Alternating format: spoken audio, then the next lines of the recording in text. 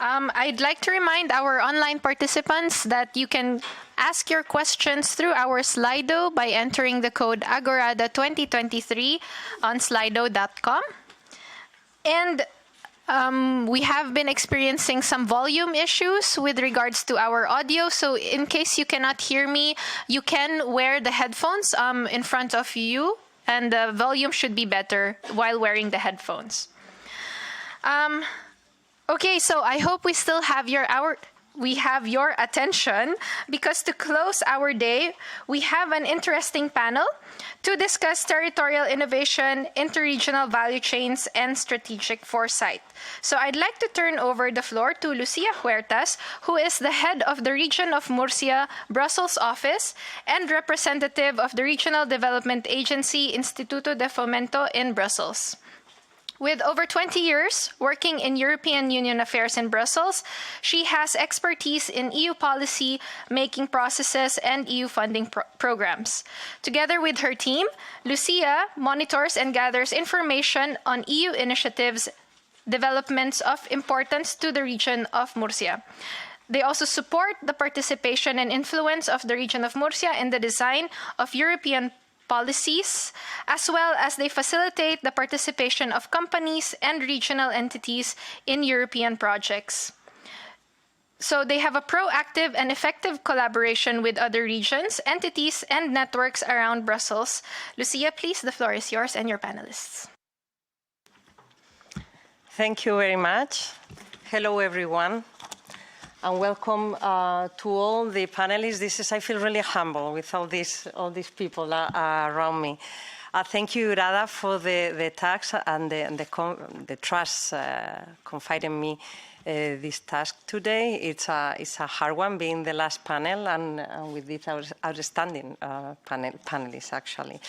As you know, some of you were already here. In last year's conference, in the EURADA 30th anniversary, we had the opportunity to discuss the reflections of the regional developments towards 2050 and the specific challenges for regional development agencies. We had on the table Brexit, COVID, the Russian invasion of Ukraine, together with all the new programming period, the implementation of the AR facility, etc., and together with the new global challenges, the twin transition, the new wave of deep tech innovation, and the open strategic autonomy. All these elements oblige us today, regions and regional development agencies, to a permanent analysis of strategies, methodologies, tools, and instruments for boosting regional competitiveness and innovation ecosystem. Actually, you heard about it today. More than 60 EU regions are already doing so in the framework of the pilot action, the PRI. And obviously, the regional development agencies must be at the center of it. We have a key role in these overall scenarios. We have to be close to our ecosystem. We have to listen to them so that they help us design the best instruments so that we can really boost the innovation ecosystem. One of last year's conclusions, I'm taking the ball from the last panel session, was that strategic foresight should be integrated in the new regional development models. Since then, we launched a working group on foresight, and we have learned a lot about the potential to complement our efforts in order to help our SMEs. We need foresight for anticipating scenarios and trends, to identify risks and opportunities, and for also early knowledge to industrial sectors and companies. Actually, in the previous panel, the speaker from Hauts-de-France presented a perfect example about that. Anyway, to address all these keywords, we have today, as I was saying, an outstanding panel with different EU key players, all of them link one way or another to regional development and innovation ecosystem from a multi-level approach. I will start on my left with Bert Kuby. He's Deputy Director of Strategic Planning, Foresight and Interinstitutional Relations here in the European Committee of the Regions, so he's always also our host. Thank you very much. He's economist, and since 2012, he's in the European Committee of the Regions. He leads the unit for strategic planning, interinstitutional relations, and strategic foresight. He assists representatives of European regions and cities through strategic planning, analytical and political work, and through the interinstitutional debate in responding to EU legislation impacting the local and regional level. On my right, Christian Matti, policy analyst, JRC Competence Center for Foresight of the European Commission. He is a sustainability and innovation policy expert committed to enabling science policy practice interfaces to design and implement territorial development strategies in multi-stakeholder settings. His background includes research and project on systemic policy processes, climate change, circular economy, and innovation management. Christian Soblans, expert on innovation and interregional cooperation. He's a commercial engineer, but I know that you all know him because he has spent all his professional life lobbying for the EU institutions. Among his achievements, I would say the most important one, we must highlight the creation of EURADA. And later, please, the creation of IBAN. The European Business Angel Networks. Christian has worked several times as an expert for different DGs of the European Commission, being the chairman of the Mirror Group on Smart Specialization Strategies, and he's still an expert for the PRI that I was mentioning, the pilot initiatives. After more than 30 years of experience dealing with regional policy, today he enjoys an active retirement where thinking about regional development has become a hobby.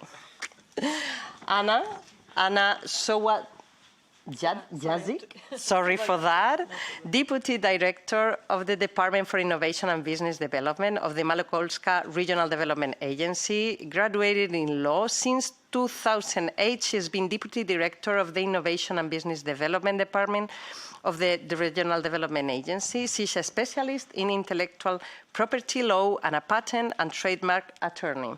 Also, she's IPR TAIEC expert for the European Commission, and for 15 years she's been implementing and managing EU projects. She co-founded and developed 2 seed funds and is a member of the Sterling Angels Association.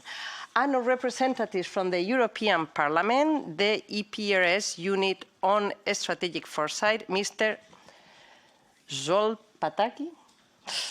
He's graduated in physics, economics, and geopolitics. He's currently working on strategic foresight projects within the EPRS, the European Parliamentary Research Service, which is the in-house research service and think tank of the European Parliament. Before that, he managed the STOA panel secretariat, carrying out interdisciplinary research and a multitude of scientific foresight and technology assessment projects.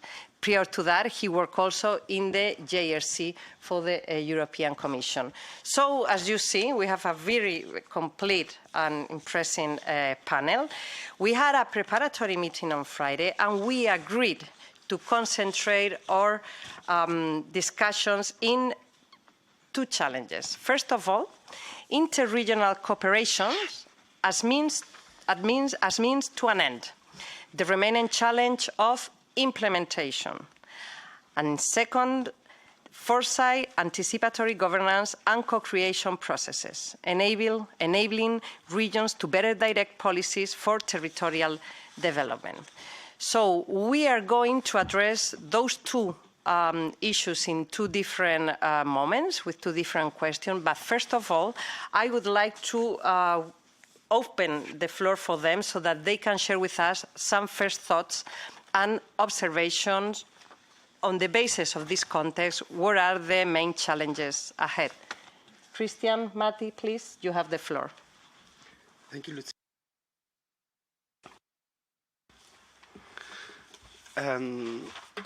Hello, everyone. I think I have a kind of a curious challenge because right now we are about to publish the Strategic Foresight Report for 2023.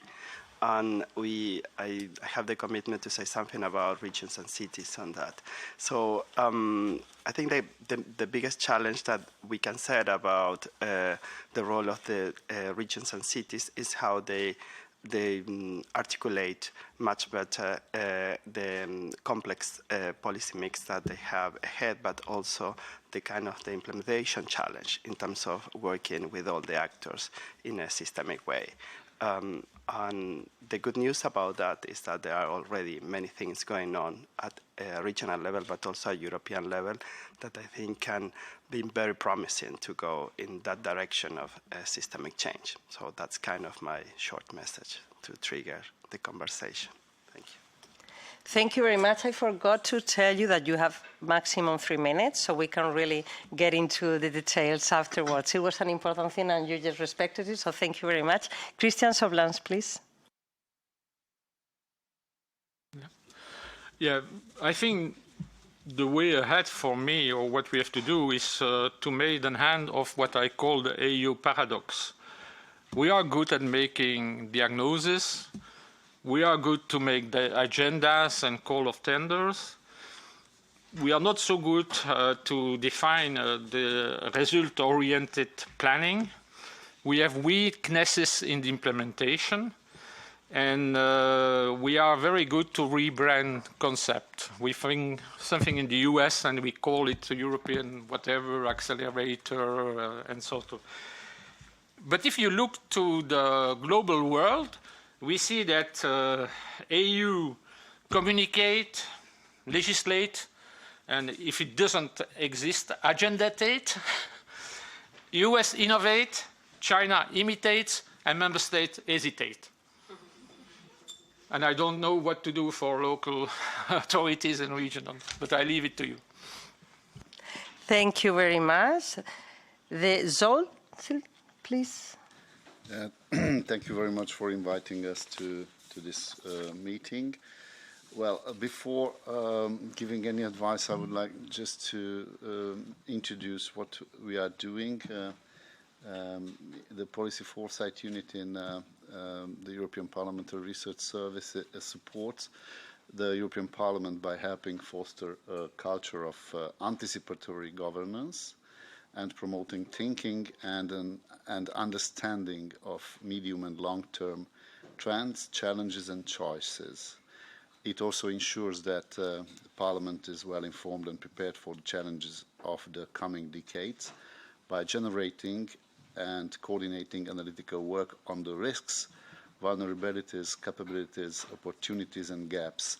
And I see here much common ground with what our chair just mentioned, what are the main, the most important things to consider for regions. What I can add to this, that the analysis we are right now doing on future shocks, the risks and policy responses, we are mapping those, and we have had a very successful report last year. We identified 15 most probable risks, and which have been analyzed by our analysts, and they produced peer-reviewed papers, and then identified 10 possible policy responses to those on European level, which is, of course, a higher level than you would consider. But if I just consider enumerating some titles here, I think those are also very relevant to what regions could do in identifying or doing a mapping of their local regional risks to avoid shocks in the future, like extreme weather events, very high energy prices, another major pandemic, public debt risk, stalling economy with possible slumflation, semiconductor supply chain disruption, growing democratic fragility, collapse of the internet, just naming a few. Thank you. Thank you very much. Now we are scared. Anyway, Berkowitz, please. Yeah, thanks very much, Lucia, and hello everyone. Very happy to join this discussion, and I'll be also very brief then. I had more, but I'll keep it for later. Maybe just a few words where we come from, where we stand, because we're quite new also to this concept of strategic foresight.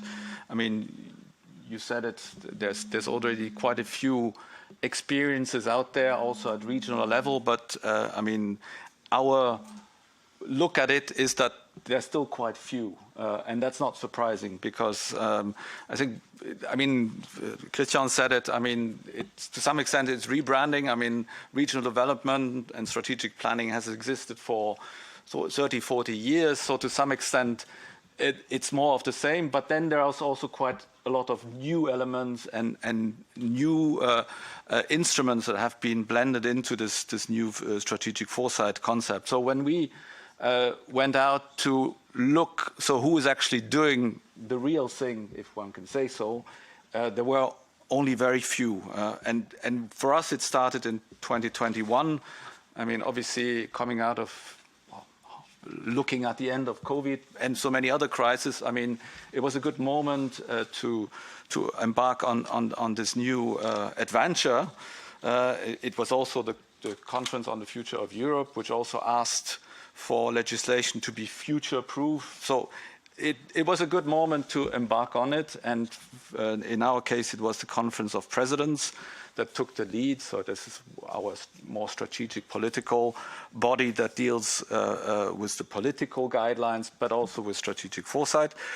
And since then, there's also a little team that deals with this within Directorate for members and plenaries. And we then undertook among our members a survey about among our members and alternates to find out who is actually involved, doing it, interested in it. And this survey, which was done in 2021, came up with results. I think some 150, if I'm not wrong, replied. And 52 of those who replied said they were doing some form of strategic planning. Now, digging a little bit deeper, we found out, well, it wasn't actually 52%, but it was much less. And then we've had discussions since then. You mentioned the great example of Hauts-de-France. So there are champions, but there are few. And so we also had asked in this survey, so who would be interested, and there were quite a few, and who would see strategic foresight as an important aspect of EU legislation decision-making, and that's 62 answered. So this gave us a clear mandate to take this forward. We had several discussions in the Conference of Presidents, and we then came up with a roadmap, and I'll say more about that later. Okay, perfect. Thank you very much. Anna? At the beginning, I would like to thank you very much for inviting me to this panel, that I can be a member of this small group, but very, very brave. So maybe at the beginning, some from my perspective, perspective of Małopolska Regional Development Agency, the circumstances of this last 2, maybe 3 years show us that nothing is given us forever. And maybe 2 questions now. Were we ready for what happened? And maybe could we be prepared for this, what happened the last year? Now is the time to analyze these various possible future scenario, maybe along with the opportunities and challenges they may arise in each of them. We know that any country will be able to develop in the long term, of course, without identifying and naming the direction of its development. So maybe I give you second and third question, because very often we talk about innovation. Once again, I was in Germany, and one professor said to me, "Anya, you know what's innovation?" And okay, I said what I mean, what is innovation is. And he told to me, Anya, innovation is then when market told, hurrah, this is something interesting, something new, but interesting for market. So when we build maybe two questions today, is the EU a place where can we force innovation at any cost? My last discussion is with small entrepreneurs in Poland. He is producer of thermostat radiator. He asked me, what for need I need innovation? Because my company is blooming. I have enough money. I don't need more money. And maybe the second question, do we aid to force the collaboration between regions which don't fit together? Because we have to remember that innovation and development are not absolute categories. So we cannot perfect in everything. We have to choose an area when we really can be perfect. So all of us, I hope, know the one of film. So nobody perfect. Nobody is perfect. Yes. So maybe till now it's okay. It's perfect. Thank you very much, because you just gave me the perfect bridge to go to the first question. We said we would go into interregional cooperation as means to an end, with the remaining challenge of implementation. Here in Brussels, we all know that cooperation is a key word. Cooperation is EU. Everyone is convinced that cooperation works. We have many networks and many instruments, EU instruments, and at all levels, supporting this cooperation. Are we taking advantage of all existing instruments? Is there a specific bottlenecks to take cooperation to the next level? And actually, along the years, the EU has produced policy orientations, strategies, and also instruments in order to give an answer, to make them happen, the policy and the strategies. But some believe, Christian, that still there is little progress. Do you agree? Which ones are the obstacles? Yes, I agree. First of all, there are too many. For the first time a few months ago, somebody in a conference says, well, we don't recognize all those programs, we don't know to which apply according to what we are looking on, etc. The issue is really that a lot of EU strategy or whatever stop before the implementation. You mentioned the PRI. And this is a typical example. The playbook, which was initiating the process, stopped just before the implementation. It's a 100-page academic paper in English. So how many civil servant or mayor in Bulgaria or Romania will read 100 pages of academic issues? So what we need is more regional intelligence in order to be able to interpret what is going on. Twin digital plus green is great in principle, no problem with that. But what does it mean for the entrepreneur of Maloposka? What does it mean for a civil servant in whatever Malaga? We heard Malaga earlier. So how to build the capacity to absorb all those knowledge and to transform it on it. In the previous session, there was a lot of discussion between rural, urban, region, etc. How do we collaborate on it? And I like Foresight, but we have to see the day after. It's there, what we do. And I believe we need to use scenario building, short-term scenario building, bringing all the people on the table and say, what if? What does it mean for us? And work on that. Also, I fight for 20 years, but maybe, as I heard, there will be a huge reform of the cohesion policy. It's no longer time to make 6-year plan. Each time there was a programming period, there was an external crisis who clashed with your regional development. The first one was the world, I'm older enough to remember all the story. The first one was Berlin Wall fell down. The second one was the China entering the World Trade Organization. And you could foresight it, not the Berlin Wall. The third was the boom of internet. The fourth, which was, I don't remember, and the last one is COVID and Ukraine war. So what I said to the people, budget for 6 years, but ask the region to do a 3-year plan. And after 1 year, they'd say that what they will do in year 4. Is that rocket science? Is that NASA science?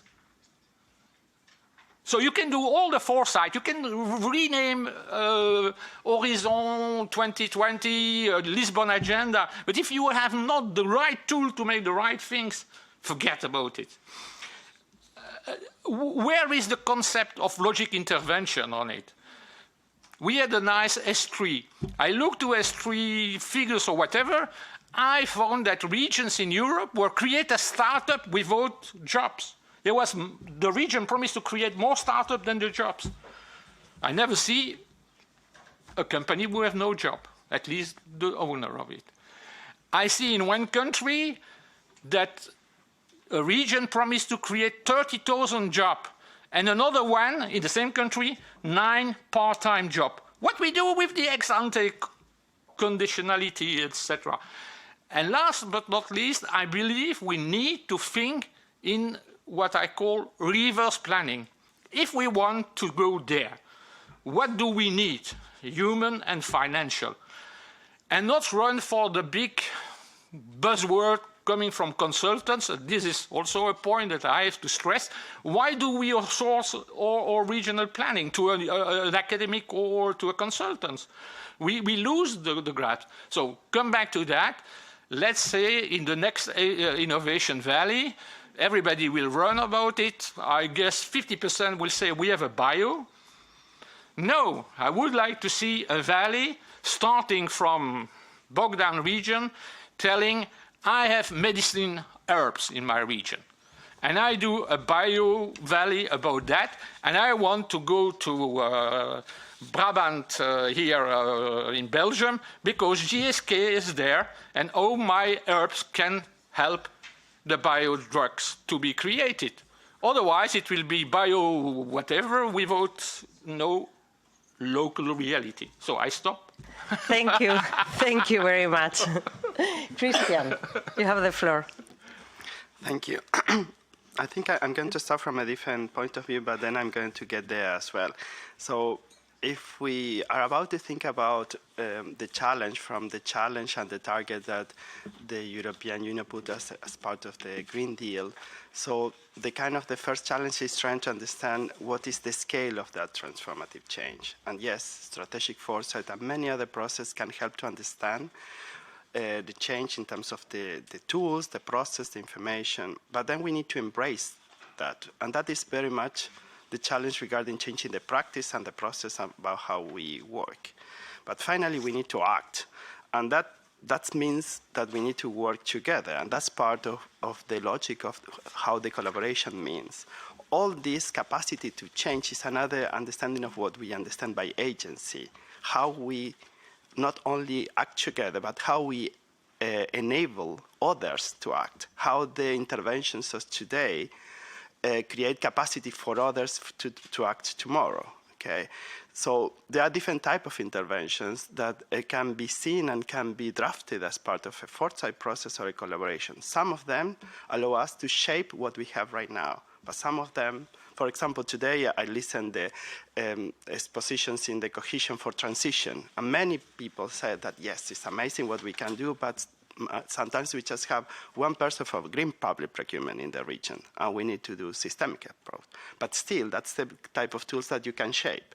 But there are others that is about navigating the uncertainty, how you are going to deal with artificial intelligence and many other changes in skills and so on. So you still can do things, but you navigate that change. But finally, you can orchestrate. Only you can act if you enable others. So the relations and the process are very important for that. And we need to see beyond the single funding. So many regions and cities and organizations are supporting what they call the innovation portfolios and thinking about multiple funding schemes working together, because the funding is just one thing. The social capital of actors working with multiple funding and having leadership is the kind of the strong element for the regions to change, to understand how those relations work.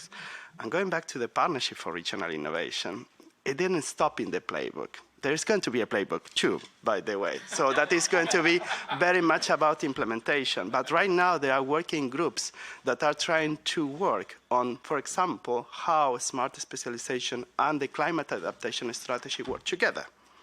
So that's the kind of the real challenge about working together, not understanding how you mix different strategies and frameworks, but also how you do that, because that's not more a challenge at territorial level anymore. In terms of the globalization, the open strategic autonomy, how we deal now with the geopolitics of the resources. So the point is that, going back to Foresight, we need to understand that the interventions and the actions that we can envision for the following 5 years are going to be the ones that enable the capacity to act in the following 10, and in the following 10, the ones that are going to enable us to get to 2050. Okay, so that's part of what we can do in terms of bringing the discussion and the methods of strategic foresight and thinking about change to the regions and cities to enable capacity to act in that way and together. Thank you. Thank you very much. Scholt, how do you see this challenge of implementation for policies? Well, of course, I do not have a recipe for the regional and local levels. I would not comment on that particular issue. What I just wanted to maybe mention here as, well, not an example, but just the fact that institutions, European institutions, are working together in a Foresight network, which is called, with the member states as well, in the framework of the European Strategy and Policy Analysis System, which is called ESPAS, to which the Committee of the Regions became a partner recently, some time ago, a few years ago, I think, and doesn't work? Okay, thank you. That is a cooperation on institutional level. What my colleague from the JRC said would be, I would agree with those comments, that cooperation on a regional level to orchestrate talents together and map the challenges ahead in a few decades, and the need for strategic foresight is of course something that you all understand, and I think I have nothing to add there. Thank you. Thank you. Bert? Yeah, thanks. Maybe let me look at it in a slightly more positive way than my neighbor on my left did. I tend to agree that there can be a tendency to create a lot of jargon, a lot of reports, long reports, and to create also clubs, a club of people of like-minded that discuss it like we do now, but outside there's no practical application. So there is a risk. The more you get technical, sophisticated, the more your tools become, there is a concrete risk. But on the other side, I mean, there are also fantastic opportunities, because strategic foresight and some of the methods are highly useful. And we've seen champions like Hauts-de-France.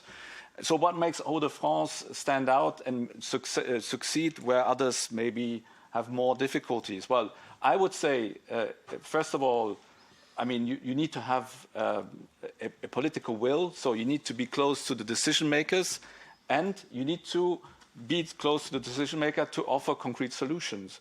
Because if it's just to talk about strategies and you never implement them, then at some stage you disconnect. So you need to propose something very concrete, very practical, and you need to do that with your stakeholders, but also with your citizens. So this strategic foresight brings in that element of participation, and that are the factors of success. You also need a team, of course. I mean, I'm sure that not many regions and cities have about 20 people at their disposal. I mean, we discussed it. Sometimes it's one person. So resources matter as well. But you always start small and then you develop. And there is no one size fits all. So you cannot just go to a conference and then you go back and you do it. You need to have the ownership of it. As I said, you need to have people that really want it for a specific solution. And then, okay, you also maybe need a hand. You need some people that have already done it that you can look at. You need to look at experiences. You need to be trained. I mean, JRC does fantastic training. I mean, we're following it, so we're getting there. But we also have to share it with others. And that's what we're trying to do with the COR together with many of you, to bring that capacity, these good experiences out to the regions and to show that it works. But it doesn't start from zero. You need to bring people together, and you also need to share. I mean, cooperate with others. I mean, you mentioned interregional cooperation. I mean, there are programs that are fantastic, like Interreg Europe. We've reached out to them. They have these learning platforms. Maybe we'll do something together with them beginning of next year at the annual conference. And there are lots of opportunities, but we have to make it focused and solution-oriented. In that follow with you and to be positive. what we have missed, and you mentioned Interreg, is to create an academy. Like in the US, the president mentioned that they accredit the training that they give to the people and organization.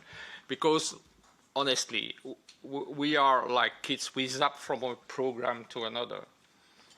And we are money hunter more than having capacity building on long term on the result of a project that was implemented by Interreg. And there may be, I don't know where, there should be a kind of permanent open university academy for regional development. Each 4 or 5 years, you have another mayor. Maybe it's longer because he's re-elected.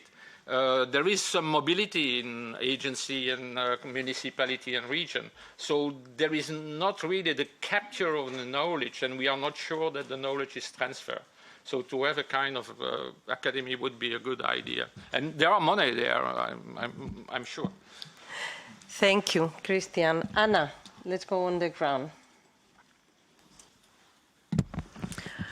From my side,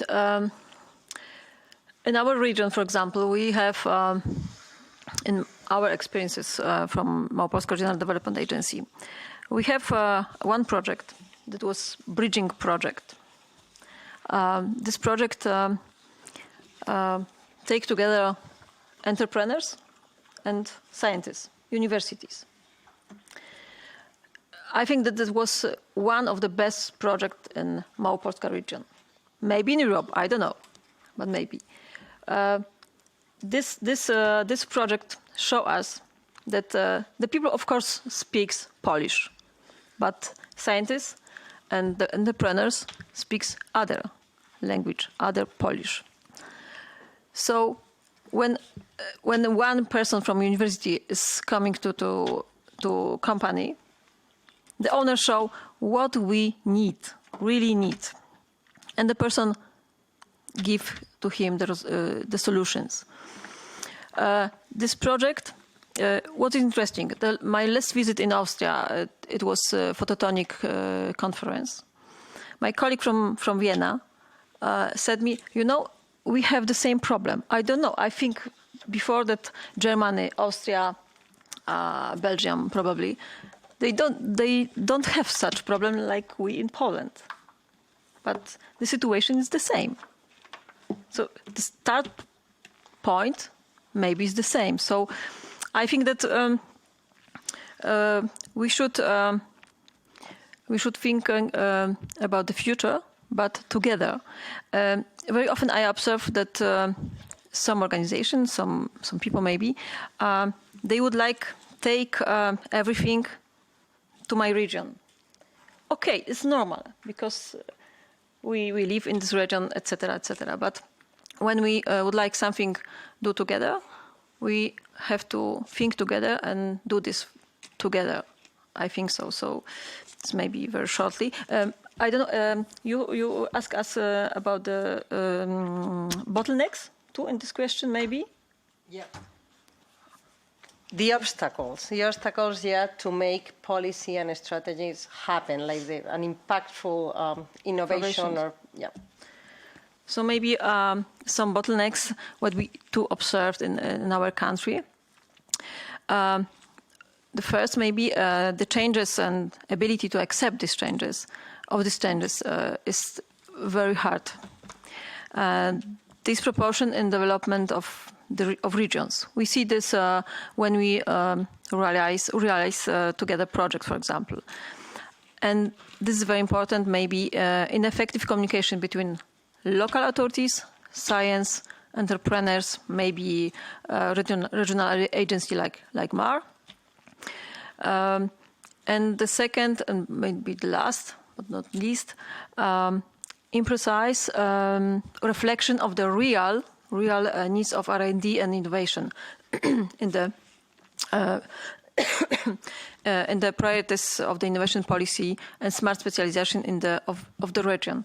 Maybe Christian Sablen said this, we cannot do everything. Sometimes I have reflection that we would like do everything, every aspect, for example, of life science. Life science is a very, very important part of industry in Krakow, for example. So it's time, then we have to decide what we really like to do. Not only prepare a playbook, etc., but what really have to do. Thanks. Thank you very much, Anna.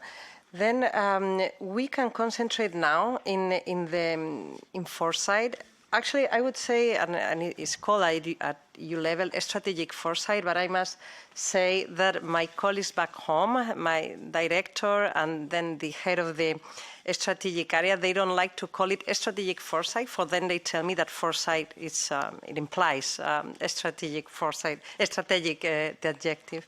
So during the last couple of years, we've been integrating foresight, anticipatory governance, you took that word into the preparatory meeting, and also participatory and co-creation processes to design better policies. We saw it with the S3, with the PRI, etc. The objective now is enabling regions, you said that also, to better direct policies for territorial development. So we are talking about tools to help us do all this.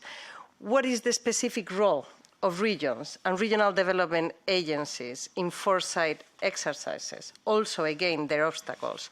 We are talking about foresight and anticipatory governance.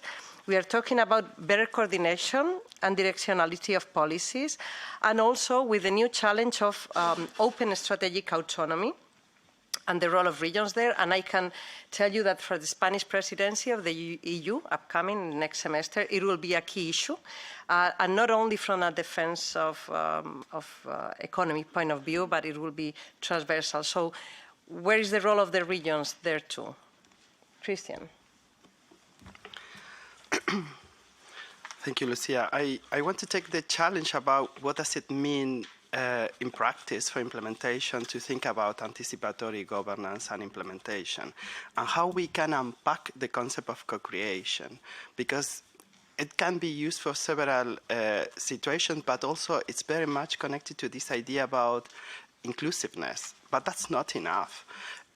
When I started working with co-creation several years ago, especially on circular economy, there was a kind of a very simple way to convince industry or banks. So co-creation is about also putting in the table the people that you need to convince to make it happen, because otherwise you have a risk problem. It's about mitigating risk. Co-creation and anticipation about the relation is also about taking care about how the actors that are going to be the recipients of some policies, products, or services are part of that transformative change. And because of that, anticipatory governance and working in foresight in this kind of settings needs to be beyond the individual competence and also the individual institutions, and start to think about cross-ministerial working groups, but also collaborations with the private sector that goes beyond just the public procurement. And in order to get landed this, I'm just going to give you an example. I think in the last panel there was someone from the government of Slovenia or from Slovenia, and I have a very good example of that, something that is already implemented, but start in 2018. At that moment, I was working in Climate Cape, but the good is that that case is in a publication that we have on the GIC, so I'm unable to tell you about that. So we got the challenge of one ministry to say we want to move to a kind of a circular transformation, just one ministry, okay? And we start working with them in understanding what does it mean moving to circular economy in different sectors, including climate adaptation, urban development, and agriculture. And it took time, but we start with one ministry. Then we convince another 3, and then 5. So now 9 ministries are working together with SMEs, with industry, and with research in around, I think, between 10 and 12 programs that they prototype together to go into that transformation. It took 3 years. For the ones that know about Slovenia, it was not a very stable political situation, and we managed to navigate that. That was part of a cross-kick for the ones that don't know the KICS, the Knowledge Intensive Innovation Community of the European Institute of Innovation and Technology. So it was this kind of partnerships, collaborations, and going step by step. And this is what I mean at the beginning when I said the actions that you put in place today enable others to act tomorrow. And I think it's very important to understand that this is part of the process that we need to embrace. And I pick up this issue about